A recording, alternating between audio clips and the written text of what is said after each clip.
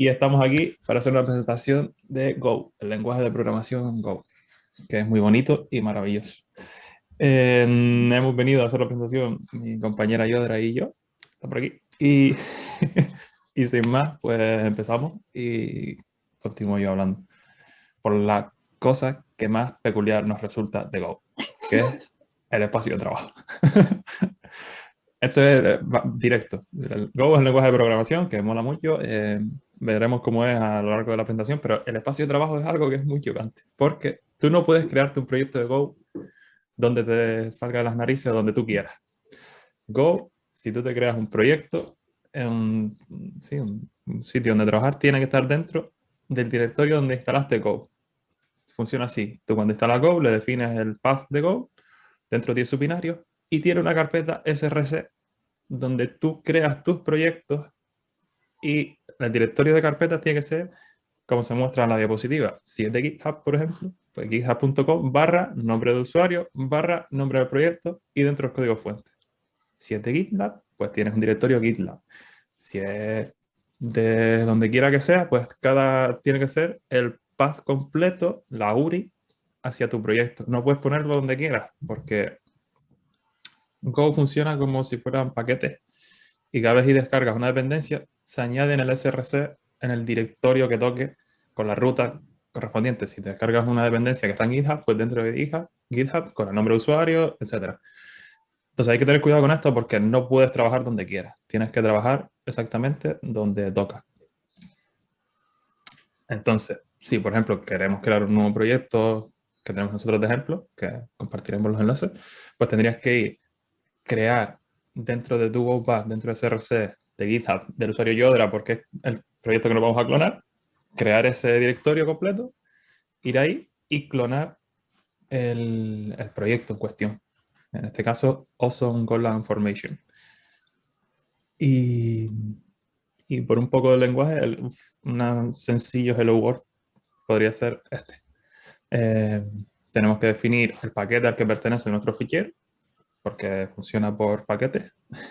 Tú defines tu estructura de directorios y cada paquete pues es tantos ficheros como tú definas dentro, sin más. Defines a qué paquete pertenece, el paquete es el nombre del directorio, imports hace lo que necesites, como cualquier otro lenguaje, y creas una función y pintas. Y tiene así más o menos cómo se usa Go. Vale, pues nada, entrando un poco más en materia, tiene chorrocientas formas de declarar variables, pero aquí pusimos dos. Una sería la primera que aparece, que sería foo, que es donde declaras una variable, lo típico nombre de variable, tipo de la variable, y no tiene ningún valor. Y luego las que están debajo, que tenemos cada una de las letras, I, F, C, etcétera, donde lo que hacemos es declaramos la variable con el dos puntos y la igualamos ya a un valor. Por lo que hemos estado viendo y demás, la idea es que como que siempre trabajes del mismo modo, utilices la misma forma de declarar variables y demás, un poco simetría y demás. Y en este ejemplo, que podría parecer que funciona, dale siguiente, no compila. Porque Go es así de maravilloso, entonces te avisa que la variable foo y la variable c no están siendo usadas, pero te las da en tiempo de compilación y no a la hora de estar editando nuestro código. Bueno, y esto, como comentaba yo, ahora tiene bastantes curiosidades. Por ejemplo, existen los arrays como tal, existen, pero son muy peculiares. Tú un array cuando lo declaras, le indicas el tamaño, como vemos por ejemplo arriba, de tamaño 6, y definimos los valores que tenga este array. Si no ponemos todos los valores, por ejemplo, pues pone el valor por defecto, que en los enteros es un 0, en los strings comillas vacías, en los booleanos un false. Y esto de que los arrays sean de tamaño fijado pues es un problema. Pero existe otro tipo de variable que se llaman slice, que se usan mucho, que son como arrays dinámicos. Son arrays que pueden cambiar de tamaño. Al final los slice, por debajo, implementan un array con punteros, que nombraremos más adelante, y pueden cambiar de tamaño sin problema. pero hay que tener en cuenta eso, que si tú defines un array con un tamaño, pues se queda el tamaño fijo de por vida en esa variable. Y cuando tú vas a declarar una función, simplemente pones func, nombre de función, parámetros. Más adelante veremos estos parámetros cómo son. Y ahora vamos con el abecedario. Ah, no. En Go para declarar privado un método o una propiedad de cosas, hace una distinción con las letras. Y entonces, si queremos declarar algo privado, pues lo tenemos que declarar en minúscula, y si no, pues en mayúscula. Por lo tanto, todos los métodos que queramos que sean públicos van en mayúscula, y las propiedades que tenga una clase, digamos, también. Luego hablaremos del tema de las clases y demás. Sí, esto de privado o público dentro del paquete en el que esté. Si está dentro de un paquete, pues es privado o público en el... O sea, público es a todo y privado sería dentro del propio paquete. Lo que nombraba antes, las funciones para declararlas es bastante sencillo. Func, nombre, entre paréntesis los parámetros de entrada y luego la salida. La salida, pues vamos a empezar por el final. La salida es peculiar porque no tienes por qué devolver un solo objeto, entre comillas, no objeto, sino un solo valor o una sola estructura de datos. Puedes devolver tantas como quieras. Tú simplemente, en este caso, indicamos que vamos a devolver dos strings. También podríamos declararle el nombre a lo que vamos a devolver. Por ejemplo, vamos a devolver nombre y apellido. Pues podemos poner al final nombre, string, coma, apellido, string. Esto lo que hace, si le damos un nombre, es que en el momento de que tú entras en la función, esa variable de salida ya existe, ya está instanciada, ya se crea en el momento que tú declaras la función, y en el momento que tú llamas la función ya existe y puedes directamente igualarla. Si no haces esta igualación, pues en el momento de hacer el return, le pones los valores que correspondan que quieras devolver. Otra cosa bastante peculiar es que los parámetros de entrada, en este caso solo hemos puesto el tipo de 1, y podrías pensar que solo está tipado la Y con string, pero no es así. Si tú solo tipas el último, Go entiende que todos los anteriores son del mismo tipo. Si no pones otro tipo, él infiere que todas las variables de entrada que están a la izquierda del valor que hayas puesto, del tipo que hayas puesto, son de ese tipo. Tú puedes poner tantos tipos como quieras. Por ejemplo, si queremos cambiar la X para que sea un entero, pues podemos ponerle que es un entero. Pero si no ponemos nada y solo ponemos uno, pues todos son del mismo tipo. Y abajo vemos cómo usamos la función swap. Y en este caso, como nos devuelve dos valores, pues los obtenemos igualando a dos variables, a, b, y llamadas a función. Y bueno, hay varias formas de hacer los import en Go, pero aquí no hay mucho que explicar, son estas simplemente. Y la que más solemos ver nosotros es la de los paréntesis, y dentro todo lo que quieras importar. También se pueden crear alias de estos imports. Por ejemplo, si tenemos dos paquetes que son HTTP, pues le pones mi HTTP, tu HTTP, whatever, ¿no? A veces ocurre que tienes que importar paquetes que no usas y el compilador se queja porque no los usa, pero realmente es una dependencia interna. Pues lo puedes importar poniendo guión bajo como alias, que también es otra cosa que se usa mucho, y ahora les contaré con los guiones bajos. Y como no, punteros. Go, una de las cosas que tiene son punteros, que son maravillosos. Voy a hacer un repaso rápido de punteros, pero funciona prácticamente igual que en lenguajes como C. Tú declaras, por ejemplo, dos enteros, le pones un valor, declaras un puntero con el ampersand a una de estas variables, y si pintas ese puntero, lo que te pinta es el valor que tiene esa variable, con el asterisco delante. Si tú modificas el valor de este puntero, realmente modificas el valor de la variable. Entonces, si volvemos a pintar y podemos ver que cambia de valor y pasa a ser 21 en lugar de 42 como era inicialmente. Y de igual manera, pues podemos hacer un puntero del puntero, hacer operaciones, etcétera, como en otros lenguajes. Que hay que tener cuidado porque puede ocurrir los famosos nil pointer exception. Y bueno, hay una cosa bastante peculiar, que tenemos que cambiar el chip cuando trabajamos con Go, y es que no tenemos orientación a objetos y no tenemos clases y no hay herencias. Entonces, ¿cómo se trabaja? Pues se trabaja con structs, que vienen a ser como, entre comillas, nuestras clases, pero no tienen métodos, ¿no? Simplemente van a tener unas propiedades.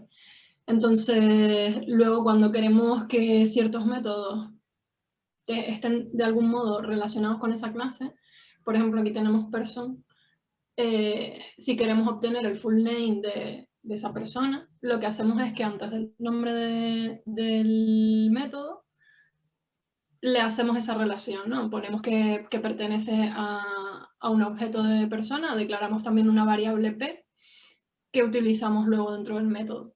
Y así, de este modo, a la hora de trabajar con este método, pues llamaríamos desde algún sitio persona.fullname y obtendríamos su valor.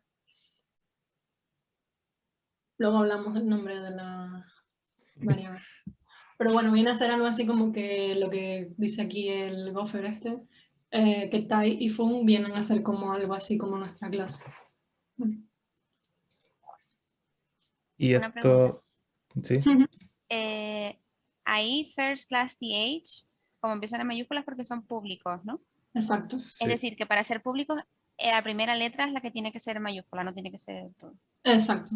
Vale. De hecho, aquí, aunque haya un set de age, podríamos modificar la edad en cualquier sitio porque es público. Ok. Gracias. No. Bueno, y ahora por ver algo rápido de cómo instanciar estas estructuras, declaramos, por ejemplo, en este caso, una estructura vértice, creo que es la traducción. Decimos que tiene dos parámetros, bueno, dos propiedades internamente de tipo entero. Y luego, abajo la declaramos, o sea, creamos nuevas instancias varias. Podemos simplemente, por ejemplo, crear un nuevo vértex y poner entre llaves los valores de los dos parámetros que tiene en orden. Él entenderá que el primero es X y el segundo es Y. O también podemos indicar solo explícitamente qué valor tiene cada parámetro. Por ejemplo, en este caso declaramos que la X vale 1 y él internamente entiende que si no le das el valor de la Y, pues pone por defecto el valor que trae un entero, que es 0. También podemos declararlo vacío, de tal forma que lo pone por defecto ambos. Y también podemos crear punteros hacia estructuras de datos. Por defecto sería pues lo típico, falso si es un booleano, 0 si son enteros y string vacío. Y esto viene a ser como nuestro constructor, como no tenemos objetos, no tenemos constructor, entonces lo que se hace es trabajar con struct literals. Se llaman, ¿no? Ese tipo de inicialización. Y me llama la atención lo del string, que normalmente en otros lenguajes suele ser null si no lo inicializa. No, en Aquí este caso, es vacío. sí, en este caso te pone un string vacío. Sí, esto es súper curioso. Puedes crear interfaces. No tenemos clases ni herencia, pero existen las interfaces. Las interfaces funcionan de manera peculiar. Es decir, nosotros creamos nuestro tipo, lo que sea. Tiene dentro un string. Vale. Y si queremos implementar la interfaz, lo que hacemos es implementar los métodos de esta interfaz. En ningún momento decimos explícitamente que este tipo implementa esta interfaz. Lo que hacemos es, si queremos que una estructura implemente una interfaz, implementamos sus métodos. Y en el momento que implementamos sus métodos, él entiende internamente que estás implementando esa interfaz. Lo hace de manera implícita. Esto tiene algunos problemas. Como puede ser, si nosotros tenemos una interfaz con un método como es este caso, y cambiamos la interfaz directamente, y el método, en lugar de llamarlo método, le llamamos Pepe, nuestro tipo antes implementaba método. Entonces, si le cambiamos el nombre a la interfaz, ya no está implementando la interfaz realmente.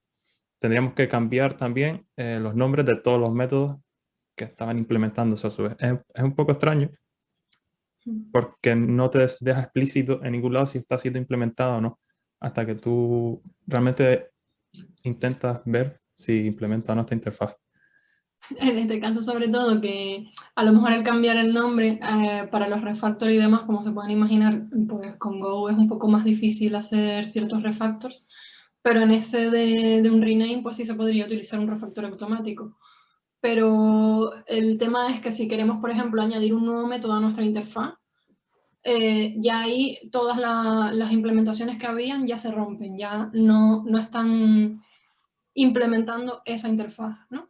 porque hemos añadido aquí un método, que sería lo primero que hacemos es venir aquí, ahora metemos un nuevo método, sumar, pues tendríamos que luego ir a cada sitio donde teníamos esta implementación a añadir ese método también. Sería igual en Java en realidad, ¿no? Tendrías el mismo problema en Java. No, porque te canta, te avisa que tienes implementaciones que hacer al hacer el stance. Sí, no te compila, pero entonces aquí sí te compilaría. Sí. ¿Y que tienes un runtime exception? ¿O error o algún tipo de runtime? No, No. lo que pasa es que no implementa la interfaz. Es como métodos sueltos, como lo que comentábamos antes de la clase person, bueno, de la struct person, que tenían sus métodos, pues es como que el tipo type va a tener sus métodos, pero no implementa una interfaz, no cumple. Te podría dar problemas si tú esperas que te llegue esa interfaz en alguna función. Espero que me llegue una estructura que cumpla esta interfaz.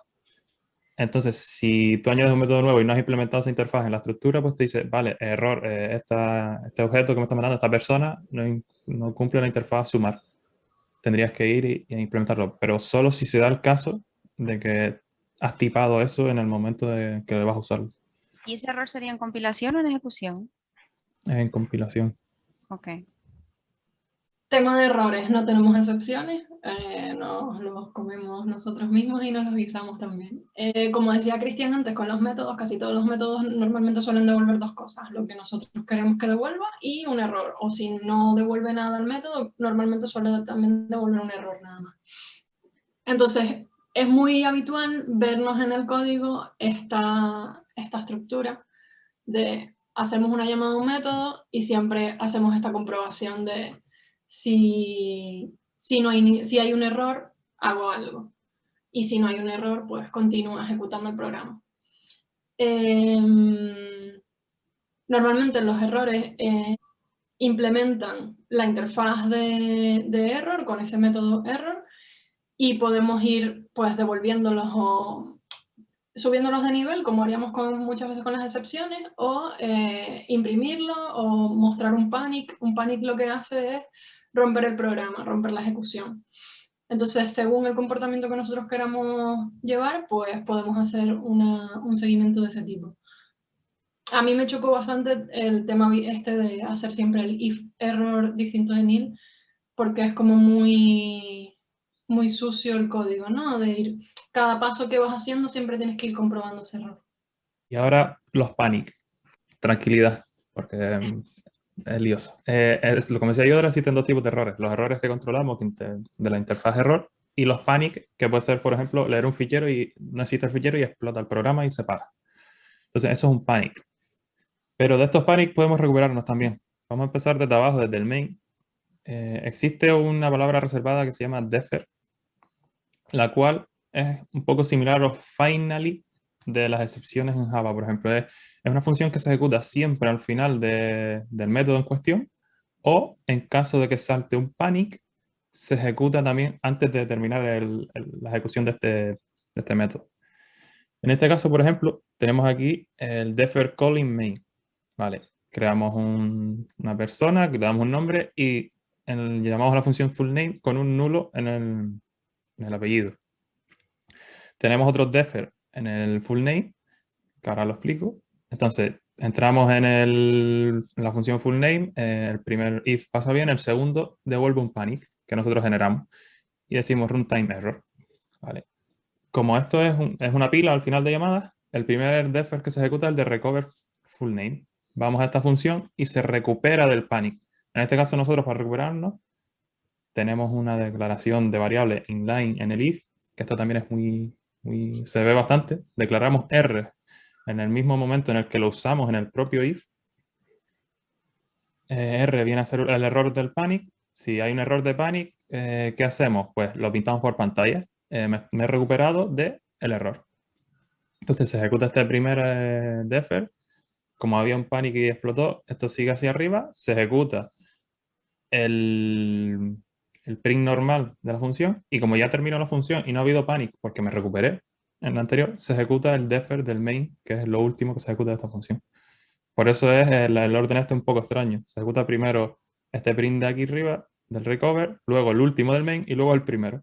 Porque al final es como una pila. y eso es que se puede recuperar de estos errores, aunque es un poco raro. ¿Y no sería mejor entonces que cuando se escribe alguna función con defer apareciera abajo del todo? Como para que uno se espere que Sí, no, basta, ¿no? sí, lo entiendo, yo pienso exactamente igual, pero no tengo claro por qué se hace. No sé si es porque al declararla al inicio, ya el hilo de esa función entiende que hay un defer y luego sabe que tiene que ejecutarlo.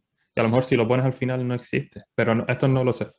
Esto O sea, sí, sí si lo es, pones un final, a lo mejor hay un panic antes de llegar a esa línea y esa sí, línea no actúa, ¿no? Porque no hay sí, un hosting de que no hay hosting para que lo ponga arriba. Entonces tú lo pones arriba y ya entonces como que lo captura de alguna forma, ¿no? Exacto. sí, entiendo que es por eso, porque siempre está al inicio, si no es la primera o la segunda línea de la función, está siempre. Pero me lo apunto porque no me lo había planteado.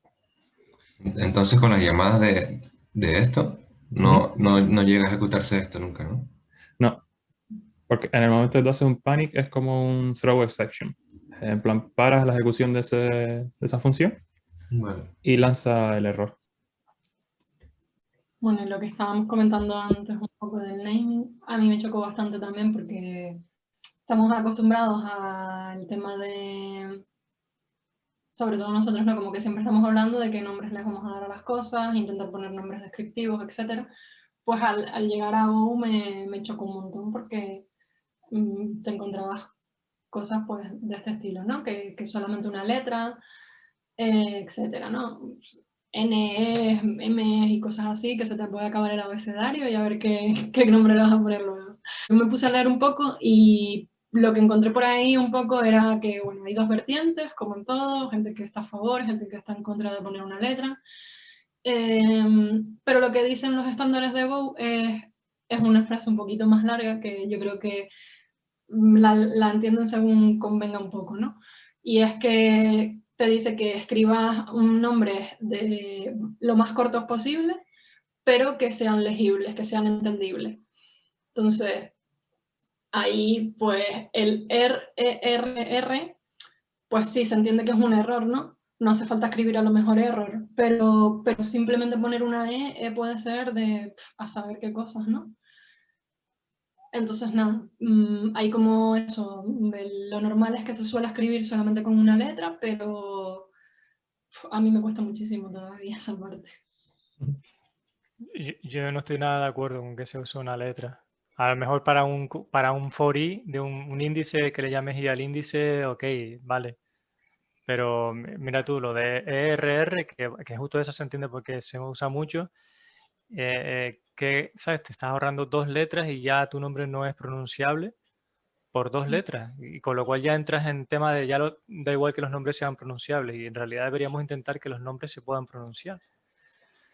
Entonces, la verdad que para mí esto es como cuando en los 80 y los 90 la gente se jactaba de que hacía código críptico y solo lo entendían ellos, ¿sabes? No le puedo encontrar una explicación que sea razonable. Sí, sí, sí, estoy de acuerdo. Yo he leído algunas veces que lo que dicen es eso, que a veces entienden que pongan variables de una única letra cuando es una función muy corta o un método que a lo mejor tiene tres líneas. Que es el otro punto que usan bastante como argumento. Pero es lo que hablábamos el otro día, tú nunca sabes cuánto va a crecer tu función o cómo puede evolucionar. Y al final se queda, a lo mejor hemos llegado a ver funciones de 15, 20 líneas con una letra y cuando te quedas sin esa letra porque está en uso, pues la pones dos veces. Pointer P y persona es PP. Y te encuentras cosas muy crípticas a veces. Y es bastante común hasta lo que hemos visto hasta ahora. Que solo en la parte de la izquierda, donde pone p Ujú. printer m tal, sí, yo lo entiendo, pero es que me añade una carga cognitiva que es Ujú. innecesaria, porque tengo que tener una parte de mi cerebro haciendo de compilador. ¿Sabes? Diciendo ahí P que, P es printer, claro, y M que es, mensaje. ¿Sabes? Mi cabeza tiene que estar en otras cosas. No Sí, puedo sí. estar memorizando y recordando que una letra no se me haya escapado. Es que, hombre, como ejercicio mental para hacer músculo en el cerebro de la memoria y eso está bien. Pero claro, 8 horas haciendo eso vas a sacar un músculo como un culturista. La parte de testing. Primero vamos a mostrar un poco cómo es testing en Go como tal, como lenguaje nativo, sin ninguna extra. Y en este caso vamos a probar un endpoint de película y vamos a crear una película. Creamos nuestra función de test y le decimos que nos llegue por parámetro, pues, la librería paquete en un test, que él automáticamente reconoce este tipo de funciones y lanza los tests. Entonces, en este caso, pues creamos el endpoint, nombramos el endpoint que vamos a usar. Cada endpoint en Go tiene una función que se ejecuta cuando llamas a este endpoint. Normalmente se llaman handler, en este caso tenemos el create handler y lo que hacemos es instanciarlo. Creamos esta función, que a su vez nos devuelve una función, lo veremos más adelante, y le ¿Y inyectamos... esto con algún tipo de framework, perdona, Cristian? ¿O No, Go, es- el propio Go ya trae una API sí, HTTP y todo? el propio Go tiene librerías del core, por decirlo así, que ya te crean, por ejemplo, el MUX te crea un servidor in memory para que hagas test. Y la librería que se usa para crear un servidor con endpoints y demás, botes de entrada, tiene una interfaz que te dice que tiene que tener ciertos parámetros de entrada y demás. Está ya como establecido. De hecho, hay frameworks que lo mostraremos ahora, que hacen una envoltura de esto y te lo abstraen un poco, pero al final a bajo nivel sigue siendo lo mismo.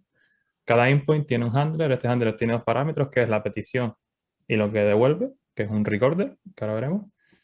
Y eso, pues declaramos el handler que se va a usar en nuestro endpoint, le inyectamos un repositorio moqueado, creamos un servidor in memory y le decimos que para el endpoint que hemos definido va a ejecutar el handler cuando haga una petición post.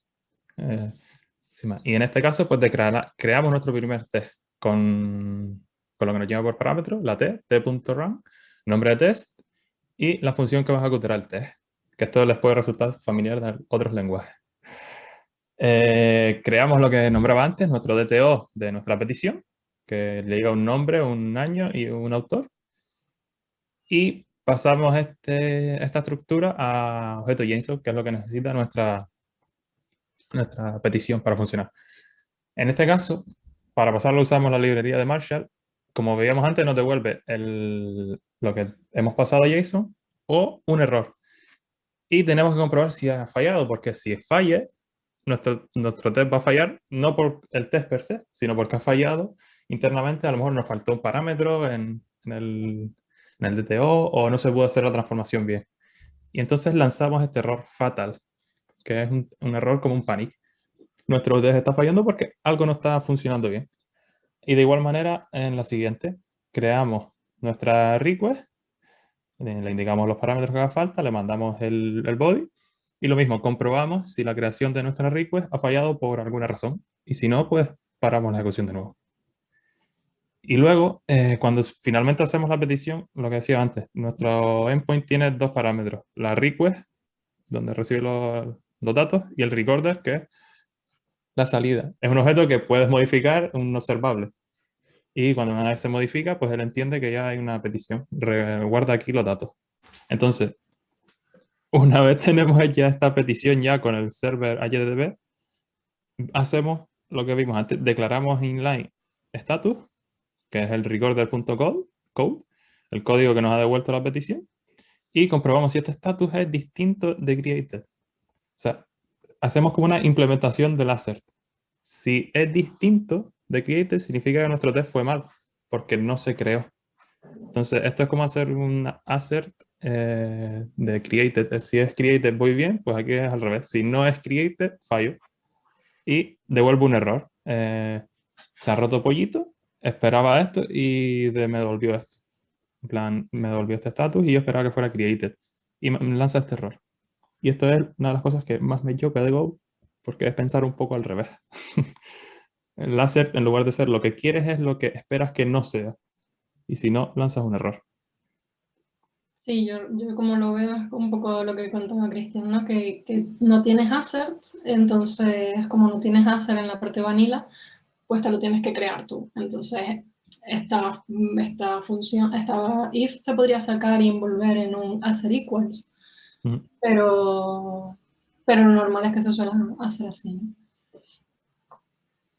Sí, es como se suele decir también en Go, tú defines el happy path, el camino de que todo va bien.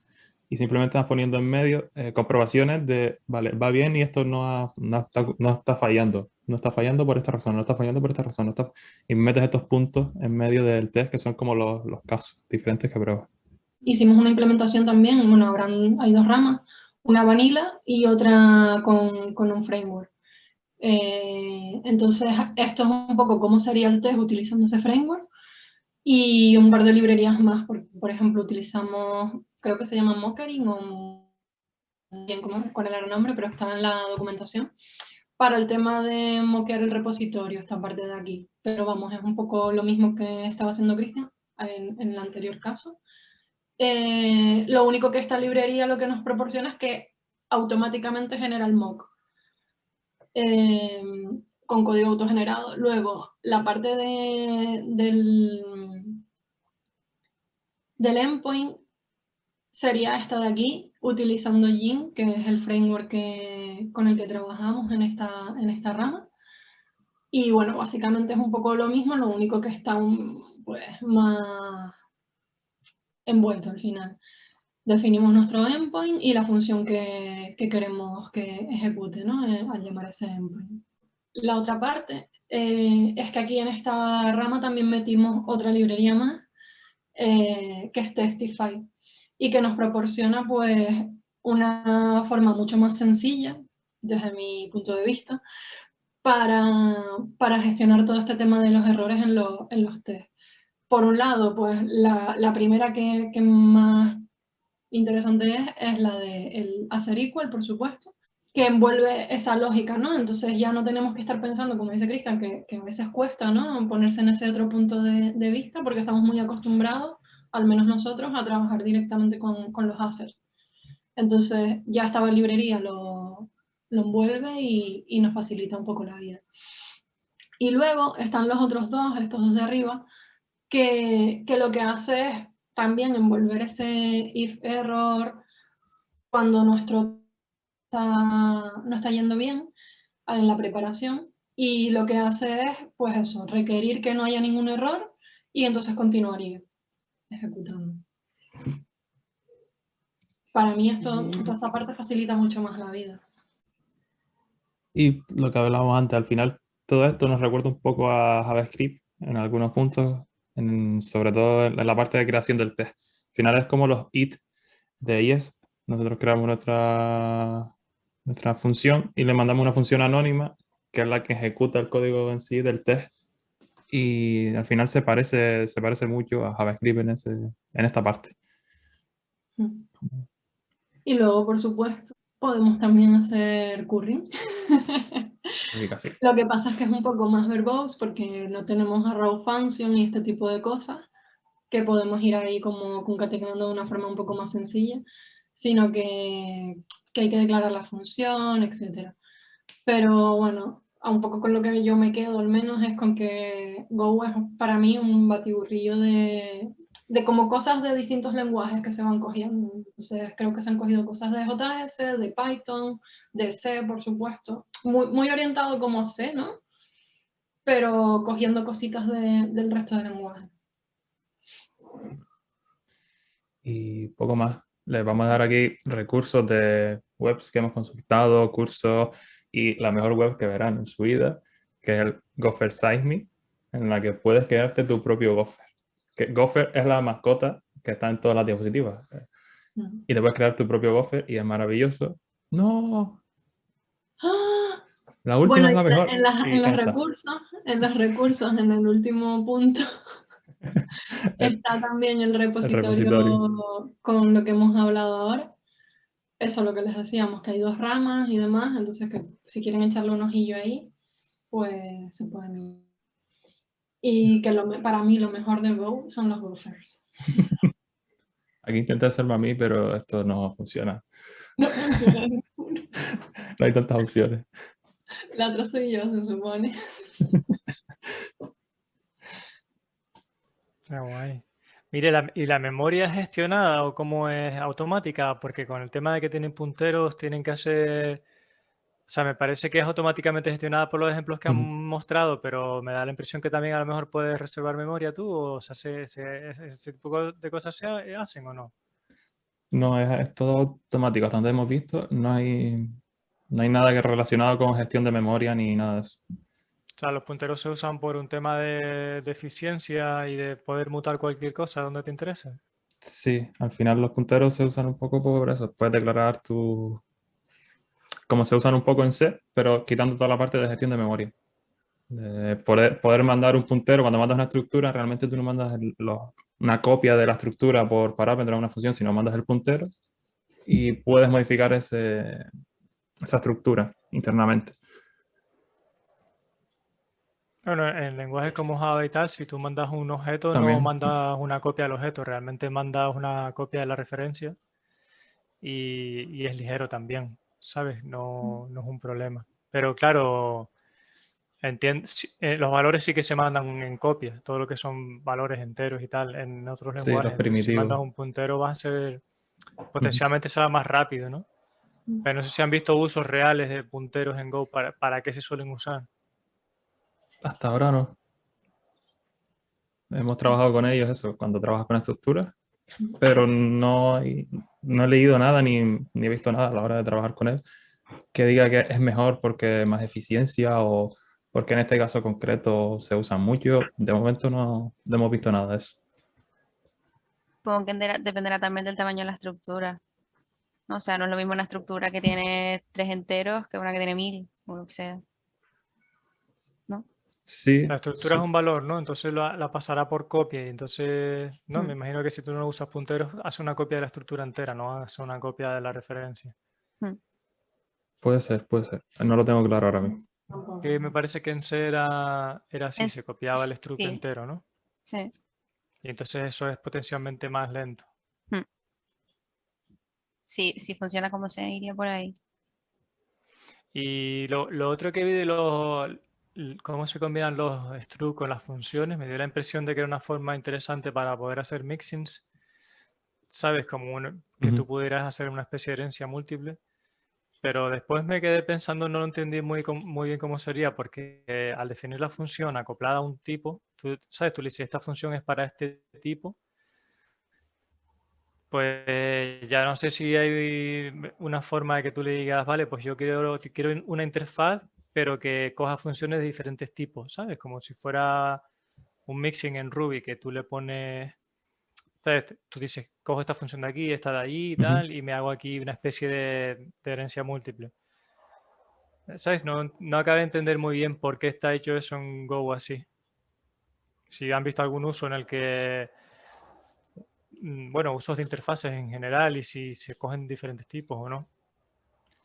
De momento yo no me he encontrado con que usen diferentes tipos. Y diría incluso que no se puede, pero no estoy 100% seguro. Porque en el momento que tú implementas una interfaz, obtiene ese tipado, es decir, no puede tener varios tipos una misma estructura, hasta donde yo sé. Las funciones eran ligadas a un struct, pero la Ujú. interfase tú ponías funciones. Entonces no podrías seleccionar funciones de diferentes structs. Mm, Funciones de diferentes structs, sí, pero, o sea, por ejemplo, eso lo hacemos, ¿no? Nosotros tenemos el repositorio real y el repositorio moqueado, tipos diferentes, y implementan la misma interfaz. Pero claro, implementan todos sus métodos, no dos de aquí, dos, ¿sabes? No sé si es a eso a lo que te refieres. En cuanto a los structs en sí, sí se hace composición, pero con las funciones sí que no sé.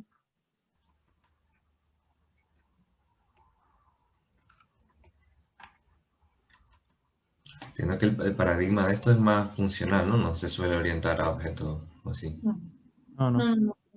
¿Y para qué se suele usar el lenguaje este? Por ejemplo, yo pienso en un robot y bien, se me viene Python a la cabeza, pero Golang, no sé si se saben de algún proyecto o algo así que En sistemas se usa mucho, el en sistema. temas que tengan que ver con sistemas y cosas de bajo nivel también. ¿Sabes? Exacto. Por ejemplo, en vez de, sí, cuando manejas infraestructura como código y tal, hay mucha gente que usa Go. Tiene también algo que se usaba bueno, eso es bastante importante que no nombramos, que son las Go Routines, que tú puedes lanzar funciones en paralelo. Bueno, paralelo, no es paralelo, sino puedes lanzar varios hilos de ejecución y paralizar tu proceso mucho. Entonces, cuando son cargas de trabajo muy grandes, que vas a repetir mucho, mucho un proceso, pues también gusta mucho por eso. Por ejemplo, si vas a leer 10.000 ficheros para procesar datos, pues puedes lanzar 10.000 rutinas y luego tienes una cola en la que vas guardando los resultados y lo vas gestionando. Entonces, a la hora de paralelizar y tal, también hay bastantes ejemplos y la gente aboga mucho por eso. Es como que a lo mejor los puntos fuertes del lenguaje no los hemos visto hoy, ¿no? Los diremos. Quizá Sí, no son... es que las rutinas de Go da para otra media charla, porque el cómo gestionarlas y cómo usarlas y demás es un poquito más complejo. Sí, hoy era como primera toma de contacto. Si quieren, otro día podemos hacer otra un poco más y nos miramos estas cosas que comentaban también. O sea, tiene muy buena pinta cómo gestionar los struct con las funciones, los punteros y tal, en el sentido que es como lo bueno de C para tener programas que te rinden y te consumen menos recursos. Entonces eso, para operaciones muy masivas, pero sin los problemas de C de gestionarte la memoria tú, de que se te olvida reservar o liberar. ¿Sabes? Se ve que está hecho con bastante propósito, que no está hecho al tuntún, las decisiones que se han tomado en el diseño. Seguramente hay casos en los que es muy fácil, muy conveniente usar Go.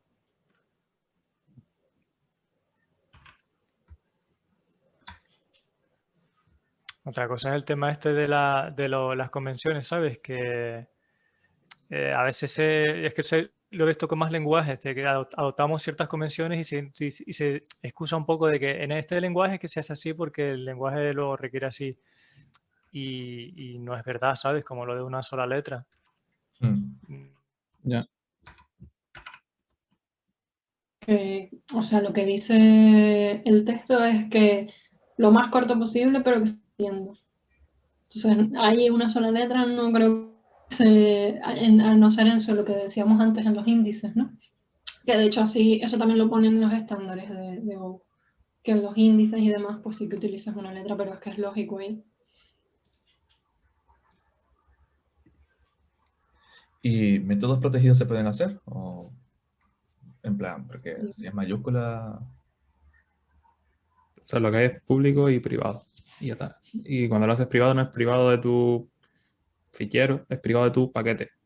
Tu paquete es tu directorio donde pongas el fichero, entre comillas. Tú arriba al inicio defines, por ejemplo, paquete domain, por decir algo. Si tú lo declaras privado, es privado, pero accesible dentro del paquete. Es como un protected de Java. Una cosa, Cristian, a ver si tú, porque el otro día me pasó, yo ponía en un struct dentro de un paquete privado sus propiedades, pero luego si quería utilizarlas en otro fichero de ese mismo paquete, no me dejaba en el struct. Método sí, pero las propiedades del struct no. Tenía que accederme por Claro, es que las propiedades del struct sí, verdad, son privadas para Mm. todo el que usa el struct. Nadie puede modificar esas propiedades, ¿cierto? Pero una cosa es visibilidad y otra cosa es acceso a las variables, ¿no? Que si privado sería que no las puedes ver y otra cosa es que se puedan mutar o no, ¿no? Exacto, sí. Sí, pero aquí creo que hacen la unión de las dos, ¿no? Hasta donde yo recuerdo. Si en el momento que lo defines privado, No se puede. ni puedes acceder a ellos, ni verlo, ni mutarlo, ni nada. No. Pero por dentro sí lo puedes mutar, ¿no? Sí. Sí, por dentro sí.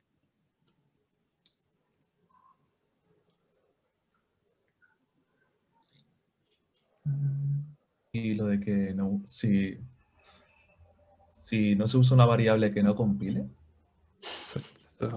¿qué what the fuck es eso, tío?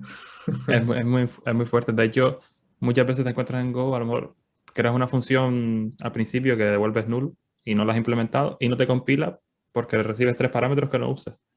Y lo que tienes que hacer es poner guión bajo como nombre del parámetro. El guión bajo él entiende como que es algo que no le das nombre y no lo usa. Entonces se ve mucho de definir, a lo mejor, o ignoras el error. Tiene una función que te devuelve un valor y el error. Y el error a ti no te importa, pues pones mi variable, coma, guión bajo, igual la función. Y el guión bajo es como ignora esta variable y no la voy a usar. Que también es normal ver guiones bajos de vez en cuando por Go. Eso también se usa en más lenguajes, pero no recuerdo si es en Ruby ahora. ¿Ustedes se acuerdan dónde Sí, se en hacía? Ruby, yo creo que es en Ruby. Me suena a mí también de Ruby. Puede ser, pues a mí me suena haberlo visto también en algún lado, pero no me acuerdo.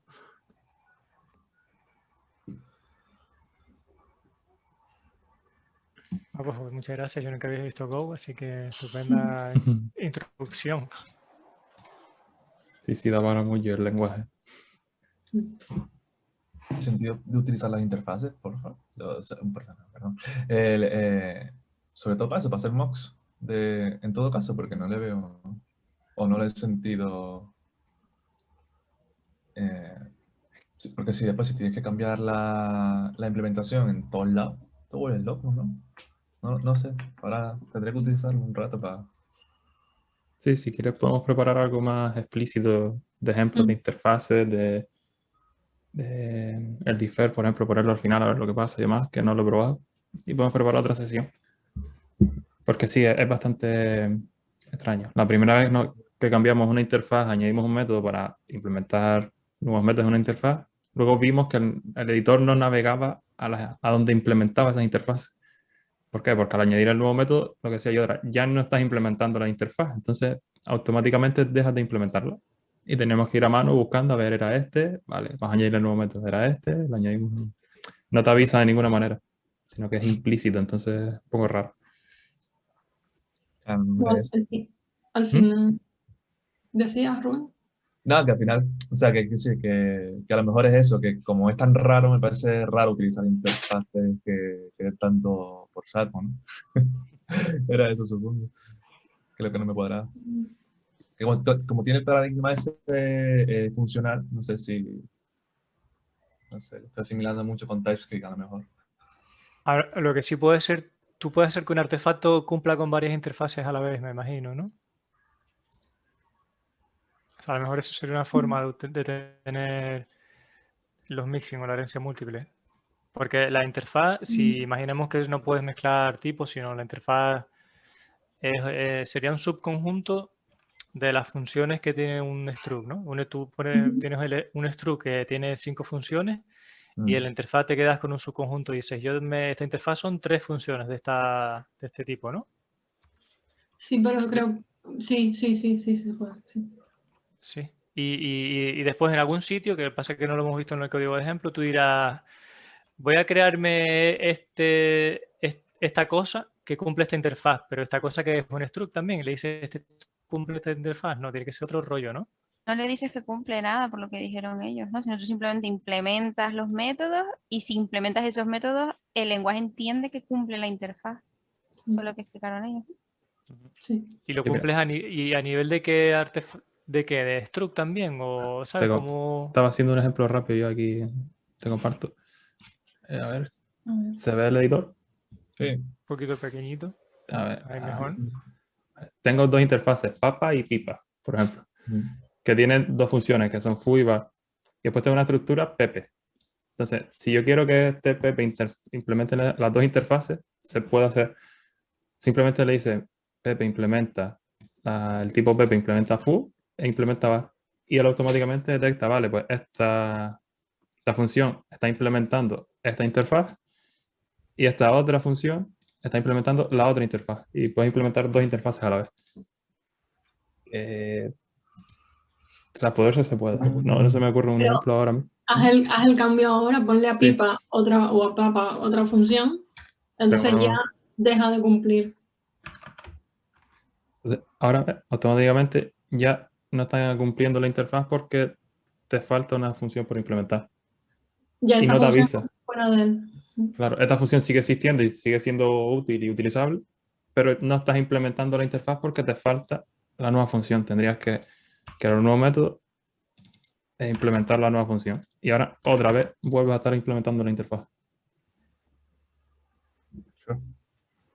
O sea que Entonces en sí la podrías interfaz coger son- como, perdón, como decía Carlos, ¿no? Coger métodos se de puede uno hacer y un de mixing. otro. Si los implementas todos, sí. Todo, sí. Tienes que Vale, implementar ok. todos los métodos de una interfaz para poder implementarlo. Si no Si tú, por son ejemplo, aquí... métodos, Ujú, ¿sí? si no son métodos de ese struct, pero que no pertenecen a ninguna interfaz, sino son métodos sueltos. Exacto. Vale. Exacto. Aquí, ahora mismo estaba viendo que entonces ahí sí puedes hacer lo que decíamos, lo de Mixing. composición, porque tú tienes varias interfaces que tengan distintos comportamientos y entonces tú a un objeto le puedes empezar a añadir ese comportamiento, entonces haces ahí un poco composición.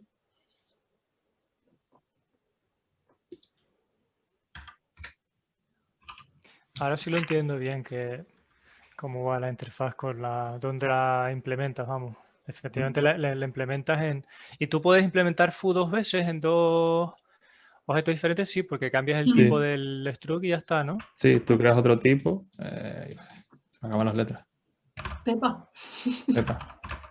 Y tú aquí, si quieres implementar foo, pues lo mismo, lo que cambias el tipo y en lugar de ser tipo Pepe es tipo Pepa. Y ya está. Y implementas esa interfaz.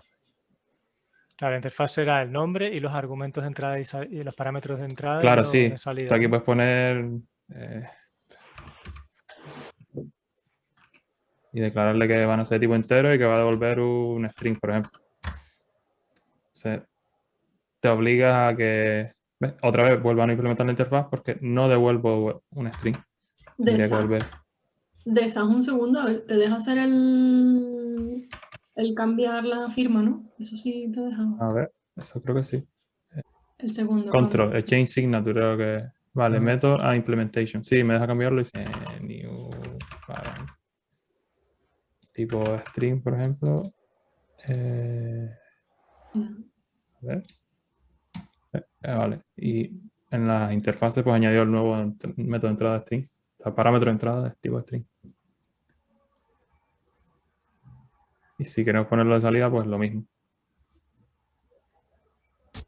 Sí, en esos casos sí, el que ya fastidia un poco más es eso, añadir un nuevo método a la interfaz, pues que no se puede, no te lo va a crear automáticamente o no te va a decir que dónde se estaba implementando esa interfaz para tú poder ir y añadirle el nuevo método. Y eso, y cuando viene aquí en tu objeto, pues tienes tu método de interfaz. Var, foo y gal. Y lo llamas así, como cualquier otro lenguaje.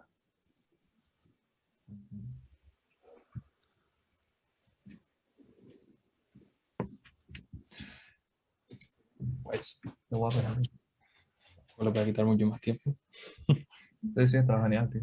En realidad las interfaces son como en TypeScript, por lo que yo voy entendiendo. Es que a mí me suena muy TypeScript, en verdad. O sea, muy rollo JavaScript, rollo locurilla, pero las interfaces me recuerdan tanto a TypeScript que puede ser así. Más controlado. A mí el código me suena mucho a C, totalmente. C. Sí, sí. Sí, así es. Se nota mucho que viene de con Es esas que ideas. realmente Golang está muy basado en C, con los punteros, con los struts, y la forma de mostrar los datos por pantalla es muy C. Sí, sí, sí, sí.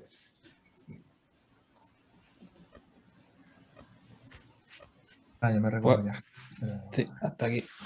Cerramos la sesión de hoy. Eso, si tienen dudas o algo, pues háganoslas llegar de alguna manera.